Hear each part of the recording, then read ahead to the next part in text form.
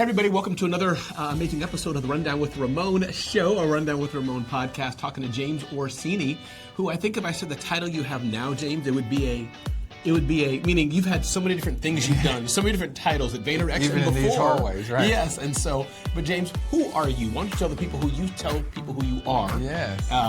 Please introduce yourself to the people. Today my position is President of Startup Operations for Vaynerx. But I've been in these hallways for the last 11 years. I have held 4 different titles and played 5 different roles over my time here. It's been quite a run, but I've spent the last 35 years in marketing in some way or form, in some shape or form. I was in public relations, I've been in branding, I've been in general market advertising, I was the CEO of a small mobile media company, and then here now in the social digital space. But I really cut my teeth in accounting. I'm a New York State CPA. I worked at KPMG and Goldman Sachs. That's a rare sector to find someone who knows the numbers in accounting and now digital. Yeah, that's usually the topic of most conversations. How does an accountant go to running media companies? So. Well, tell me, how do they? What made you so special that you didn't shy away and say, no, I'm just comfortable with numbers? Well, clearly, you know people in leadership. What makes a guy do that? How? It was funny. As an auditor, one of my clients, and I had many, Pfizer and a few others, one was a branding company called Siegel & Gale. Okay. And I remember sitting there at a young age and looking around and saying, this is a pretty cool, creative environment. Like I could see myself in a place like this someday.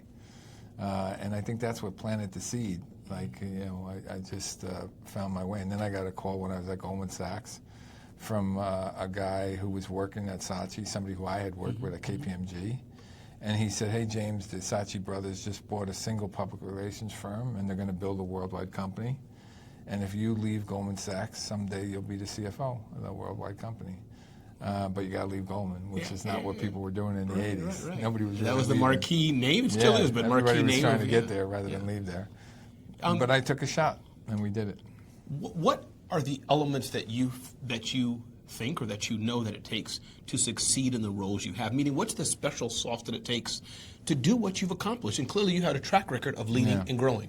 What is it that James Orsini is bringing? And more importantly, what can we learn from it? That's what I want to know. What is the 20-year-old, 40-year-old, what can they learn that you've done right?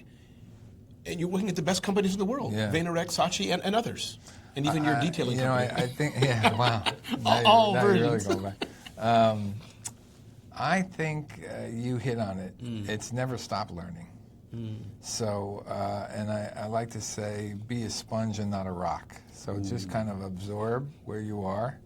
I spent a lot more time listening than I did talking in many of those places. But even here, as an example, I was 52 years old. I knew nothing about social media, and now I'm sitting among 450 millennials who are living social media and breathing it day and night. So I had to learn, and I think each step of the way, it was a learning and then applying the learnings, but you never really stop learning. What would you say to the entrepreneur, to the business owner who's trying to scale? What are your thoughts on scaling? Because that's something that even gets me stuck. Yeah. And it's one thing if you have money, it helps to scale. Saatchi, maybe they had hundreds of millions or whatever. Right. But talk to that entrepreneur who's building a business, and they're stuck with the scaling. And I didn't even know how to ask that question. Yeah, that happens often. With the Sasha group that I ran for 5 years here, at the time, we were servicing small and medium-sized businesses. So we were servicing over 70 clients per quarter, so I ran into a lot of entrepreneurs and founders. And what I found was, one, there's a difference between growing and swelling. Growing and swelling. Okay. Both get you big. One is healthy and one's not. So you got to make sure that you're growing. How do you grow? You grow by releasing. So entrepreneurs and founders tend to want to do everything in their company. They know they could do it better than everybody else. I'll do it faster myself. Why do it? But I think what we have to find is, what is it that only you can do as a founder, and what is it that can be passed off? It was funny because I'm part of this Vive professional development leadership training initiative. And is that part of Vaynerx or separate entity? It was originally birthed here under the Vaynerx world. It was spun off in March of this year. And is that the same thing of that you guys had an offer where you could come in and learn for 3 days, different group? Yeah, different. Okay, But you have a lot going on. So. No, that was another educational Okay. offering. I've been close to all the educational offerings that have existed in the Vayner hallways. What you're describing is something called the 4Ds, Yes, Daily I remember Digital that. Deep Yes, Dive. that's right. Which I helped really helped author, if you will, under Gary's direction, and then ran it under the Sasha Group for 5 years. Another one was called the Mentors Program, where we helped businesses achieve explosive growth and actually took a piece of the upside. Again, another offering within the Sasha world. But the Vive offering is something that I launched as president of startup operations under Gary's direction. And when we meet with these entrepreneurs, we had a meeting in Amsterdam a couple weeks back and one here in New York recently. How many had said, I'm really not good at finance, I'm really not good at marketing. I said, so why are you doing it? Right. Why are you doing that? Like, I'm not good at landscaping, I got a landscaper. Like, we don't have to do everything. You don't have to do everything. Yeah, Nugget you right could there. just, really play to your sweet spot. Yeah. Like, if you're a second baseman, we don't need you in center field. Just get back to second base. We'll put a center fielder there. And that's the premise that we have used to help our founders and entrepreneurs really begin to scale. So, James, you're not a digital native, said metaphorically. You admitted that you came in and said, I don't know jack about all this TikTok and all this. Yep. What did you bring to the table then to help this company and others like it grow? Because you seem to be the type of guy who are like, nope, I don't know nothing about water, and then grow up from 10 million to 100 million, a water company. What are you bringing to the table that we can learn that you're doing? I brought wisdom and experience. And dive into that more. What's that mean? There's no substitute for that, right? So when Gary hired me, he said, listen, you've made 25 years of mistakes I don't want to make. Help me avoid the potholes and move faster. And, he was right. In fact, there's been some podcasts who all they wanted to talk about was some of the failures that I, we know a lot of successes. Show us something you blew up, and I've had those. Sure. And I think, I tend to bring a calm, level-headed approach to the room. Sometimes to my detriment. I've had bosses that I've worked with that said, you're not sensing the urgency. And I said, I definitely sense the urgency. I just don't need to get hysterical around the urgency. Yes. And when I first met you, even today, you do have a demeanor, and this is a compliment, meaning, like you just said, you are as you walk in, it's like Gandhi or some savant or Buddha's walking in. I'm like, it's totally different than the Vaynerx imagery. I think you'd be in pink pom-poms and running. You're just, hey, Ramon, welcome. Let me get my water. I'll be right back. I'm like, okay, this guy's very zen. Well, that's kind of, my superpower is to be able to walk into a room and see all the dots and then know how they connect to form a picture. Okay. And that is the secret maybe to the growth, that you've been able to say, I don't need to know how to make coffee beans or how to make coffee. Give me the big picture. Give me the problem. I'll connect it. Talk more about that. Well, it's funny that you said that because in one of my roles here, we had built production studios in Long Island City. Okay. And they're big, 40,000 square feet of studio space. And shortly after we built them, Gary called me and said, okay, I want you to go over there and run them. And I said, I've never run a production studio. He goes, James, it's a business, and you've run businesses before. Go fix it. Wow. And that was just the level set that I needed. Like, it's just a business. I'll figure it out quickly, and I'll just block and tackle and do what we had to do. And fortunately, it's still in existence today. Wow. And so taking that as an example, how do you do that? You come into a place, and I'm speaking exaggerating, where you know nothing, but you're sent there flying in to fix a problem that's not generating revenue, it's dysfunctional. What's the first steps? Teach us, and I don't need to know that one, but how does what are you doing when you walk in somewhere where you don't know much? You may not even know the people. What are some things you're doing so 6 months later, it's steady and being a success? So I'm taking the time to learn what others do. Okay? And I am facilitating rather than delegating. So I'm understanding and then saying, great, you connect with her and together we could do this. And when I was here, when I was chief operating officer here, they're like, well, where's your admin? I said, I don't have an admin. They said, well, who works for you? I said, nobody works directly for me. They said, well, how do you get stuff done? I said, because I take the time to understand what 500 people do, and then I help them, find their way to getting the stuff done. So it's facilitation rather than delegation.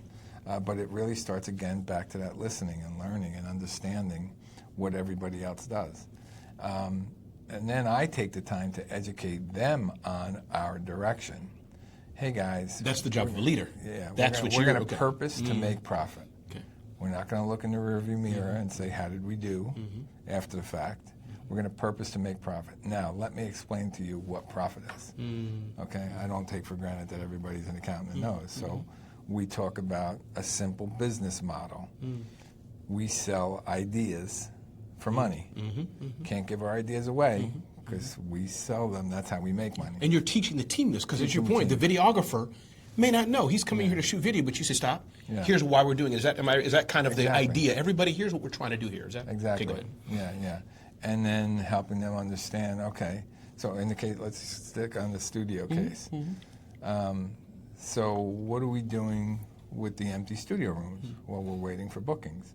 Well, how come we're not proactively going out and renting the studio space? Remember, we're seeing the white purposing space for profit here. We can't look in the rearview mirror and say, hey, James, sorry, the rooms are empty. We were not making any commercials. We were not making any videos. So we went out and found podcast people who did their shows in there, and it was a steady stream of income for us, and just using everything that we could. And by the way, we should have an inventory for props, right? Why are we buying props every time? I get it that we kind of pass them to the clients, but we can buy some props and rent them to the client rather than expense and throw away. And is it fair to say that was something, I'm sure you knew what a prop was, but say you didn't, that goes back to the conversations, listening. Oh, what are props, by the way? We use props all the time, and you're asking questions, and then as the leader, is that part of your secret sauce? So let's stay on the props. Okay. So I'm at Saatchi & Saatchi, and I show up on a television commercial shoot for Progresso. Okay. And everybody's staring at me like I'm a Martian. I said, why are you guys looking at me like that? And they said, we've never had a finance or ops guy on a television shoot, on a commercial. I'm like, really? Aren't we spending $600,000 here? Hello. Like, you've never had a finance or op guy come in to observe how the money's being spent? So it was really like an aha moment, like, wow, I just kind of took this for granted. In that same scenario at Saatchi & Saatchi, when I was going in as chief operating officer, and they showed me this giant room on the 14th floor, and this is going to be your office. And I said, I'm going to take this smaller office on the creative floor next to the chief creative officer. And they're like, we don't have finance or ops guys sit on the creative floor. I said, exactly. I need to be closer to where the decision is, because if I'm down here, the decision's made, and then I'm trying to deal with it down here. Up there, I have a say in maybe we shouldn't do it that way. So I was just trying to get in front of the curve. But again, it was all learning. Yes. I think that's so powerful. For those who are just starting out then, where do we go, James? You're talking, let's say there's a $3 million startup. Maybe they got some funding. Maybe it's bootstrapped. Maybe they didn't. They're in the scrappy stage of business. I'm sure you've been there, understand it. How do they don't know what they don't know. It's a messy middle. What is your advice for that leader who doesn't have a James zone? They're scrambling. They're doing all the things that are coming at them. And this may not even be a fair question for you because I know you don't have the exact scenario, but where do they start? Because I talk to a lot of entrepreneurs and they find themselves just overwhelmed. Day by day, they're waking up. They got their wife or their husband. They got their kids. They got a mom to take care of, and they're trying to run a business. They got their first funding or didn't. You get what I'm throwing at you. Just exactly. Talk to that entrepreneur, and they're probably not as calm as you. They're a fast-talking guy like me who's So in that scenario, I like to say a dream without a plan is nothing more than a wish. So you have to have a form of a plan. I typically share a simple one-page business plan kind of outline, and if that's too heavy for them, we work with what we call an Eisenhower Matrix for decision making, right? Separating the important from the urgent. That's right. In a XY sort of quadrant, because there's 12 things you have to do to achieve success. In fact, I'll give you an example. When I started the Sasha Group, I had told Gary in the second year we're going to do $12.5 million. And he's like, well, how are you going to do $12.5 million? And the company was too new to name clients, right? So I took an Eisenhower Matrix and I said, we're going to do these 12 things over the next year. And if we successfully complete these 12 things, we should be at $12.5 million. And then he moved some of the dots, and this one's less important to me, this one's a little more important. So now together, he and I owned the roadmap. I love it. And then I went back to my people. I didn't try and do all 12 myself. I facilitated and said, great, you guys are responsible for this, and you're responsible for this. And by the way, this one is in the important and urgent box, which means you got to work on this in the first quarter. Love it. This one is neither important nor urgent, so this is a nice to have, but we get to it by the end of the year. And then I would periodically check in and say, where are you on that? And they would say, oh, I'm working on this. I said, but it's February. That thing we didn't really have to work on until the second half. I need you to come back and focus on this thing that I really need done in the first quarter. And that's the way, they're all levers. Think of it like gauges on a dashboard. Yes. They're all important, but you just can't look at the gas without checking the oil or the water because you'll blow the car up. Yes. So you got to look at all of them. And that sort of business plan or Eisenhower Matrix approach, gives you the dashboard that you need for success. I love that. And you mentioned levers. Shout out to one of my, first of all, shout out to Julie Loken. Thank you, Julie, for facilitating this introduction. I wanted to say her name, even though I've known of you, James, but Julie is the one who helped bring us together a bit. So thank you, Julie, for that. Relationships are so important, so thank you, Julie. One of my coaches, Lamar Tyler, who I hope you meet one day, he's in Atlanta, has a community of thousands, and his public, what he has on his website, so he knows, I help black business owners grow. That's his passion. And he talks about levers. It's levers. Which lever do you want to pull? Shout out to that. Two questions to have for you as well. And again, James, thank you for your time. One, I'd love to hear about a few mistakes you've made, just whether it's big, small, but just let's talk about that. One or two things that you learned from. And then I also want to talk about what does it take to build a creative agency? You've done this. So I have a small agency, so why not learn from you just at a high level? What's the difference between a creative agency and building a mattress company or building a law firm? So first, mistakes. Anything you can think of that you'll never forget, or small? I remember when I became the CFO of, then it was called Roland Public Relations. It's now part of the MSNL group that's in Publicis. That's what it became. And I bought 3 separate public relations companies in London, and I merged them all together. And when I was done, 1 + 1 + 1 equaled 1.5, because I didn't pay attention to culture. And I just mashed these cultures together, and it was a mistake. Which leads us to creative agencies and the importance of culture versus spirit, right? Culture versus spirit, okay. Here at VaynerMedia, there is a culture. At Saatchi, we had a spirit, and let me explain that.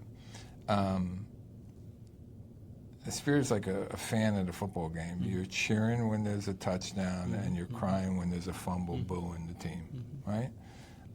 So a spirit runs hot and cold. Like when we won at Saatchi, the whole agency was cheering, and if we lost a pitch, we were all miserable. A culture just runs steady, all right? And it doesn't get too euphoric when it wins, and it's not crying when it loses. It's a steady stream of consciousness, and that's what we have here. The VaynerMedia world, the advertising industry is an industry of fear. Is this the day the client fires us? VaynerMedia is a company that's fearless. There's nothing we can't do. Now. So it's really, that's the blend that I've seen. The success in building creative agencies is helping the creatives understand more than just their creative assignment. How does it plug into the rest of the agency, Help us understand, are the creative briefs not being written tight enough for you? Because then we need to make changes in our strategy department. Which is an internal issue, not a client issue. You're saying you're looking at everything. Exactly. It's the food chain, right? Is the production weak, so your creative inspiration is not coming to life when we're trying to put it into video format?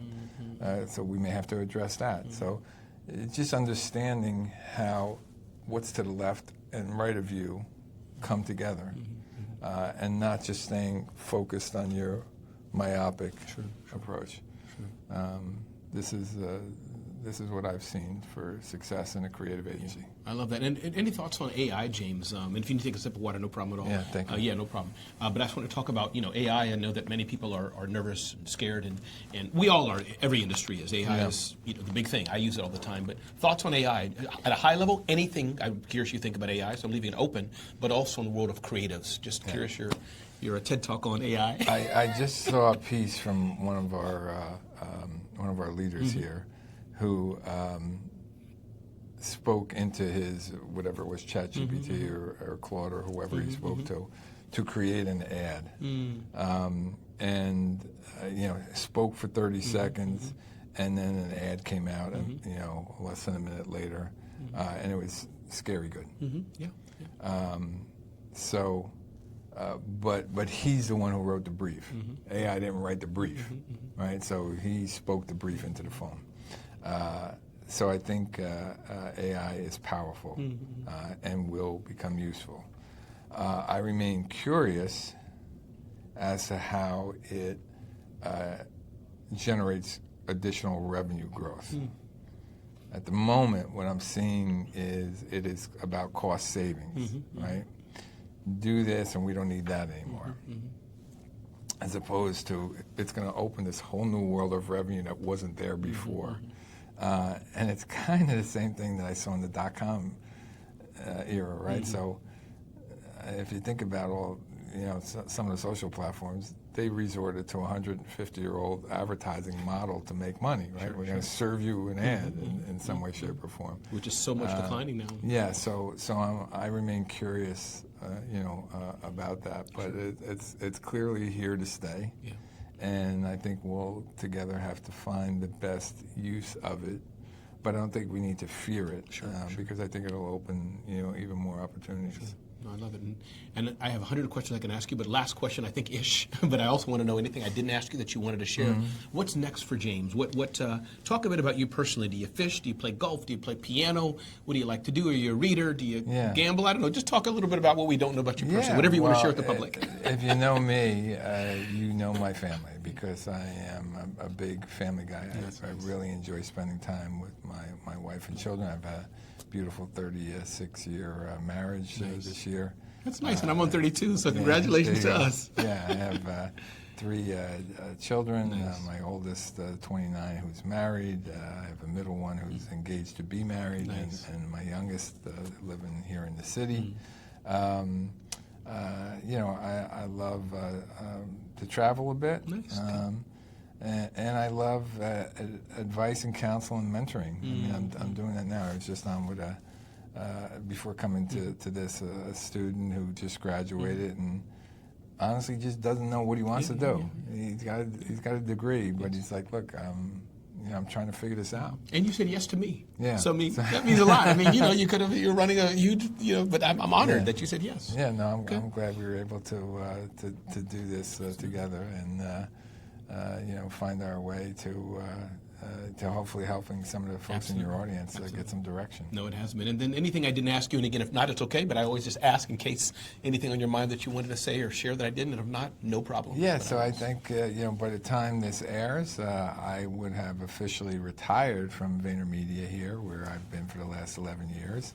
40-year in business career working for someone, and going to move into some advisory service. I'll continue to be an advisor to VaynerMedia for 2026, and then working on two passion projects for me. One is the Vive Leadership Program, which, as we said, was spun out and now owned by my friend and colleague Andrea Sullivan, so I'll continue to be the business coach for that.